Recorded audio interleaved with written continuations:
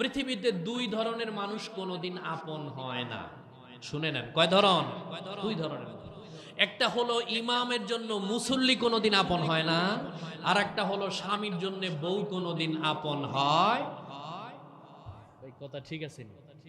সারা জীবন ইমামের পিছনে নামাজ পড়ে, সারা জীবন ইমামের বদনামি করে, এরকম মুসল্লি অন্য এলাকায় আছে, কক্সবাজারে একজনও নাই।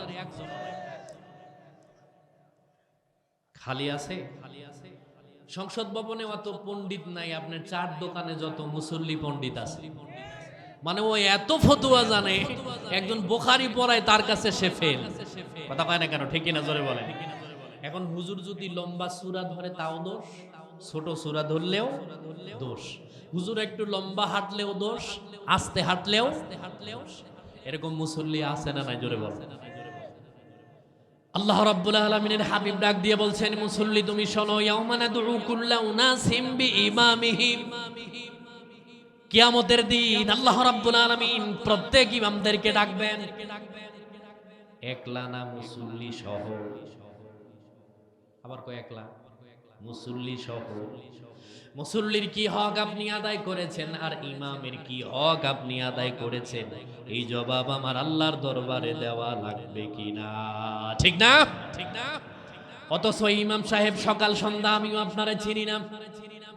আমি ঢাকা থেকে, কুমিল্লা থেকে ফজরের নামাজের পরে অথবা কোন নামাজের পরে সারা বিশ্বের সমস্ত মুসলমানের জন্য কেবলমাত্র ইমাম সাহেবই দোয়া করে, অন্য কেউ কিন্তু কোনো মানুষের জন্য এত দোয়া করে না। যে ইমামের উপরে আপনার আখিরাত ডিপেন্ড করে, যার পেছনে নামাজ পড়ার সময় আপনি ইক্তেদা দিয়ে দিলেন, আপনার পুরা নামাজের দায়িত্ব আপনি তার উপরে দিয়ে দিলেন, এরপরে আপনি তার কেমনে সমালোচনা করেন? ও বন্ধু, সমালোচনার ধরন আছে। ইমাম সাহেব ভুল করলে আপনি তাকে পার্সোনালি ডেকে আপনি তাকে বুঝায় দেন, তিনি সংশোধন হবে। কিন্তু মসজিদের ভিতরে এমনও সামসা আছে, জীবনে মসজিদে 1 টাকা দেয় না, ইমামরে জীবনে খাওয়ায় না, ওই বেটা ও ইমাম সাহেরে গালমন্দ করে, এমন মালও আছে না? আছে।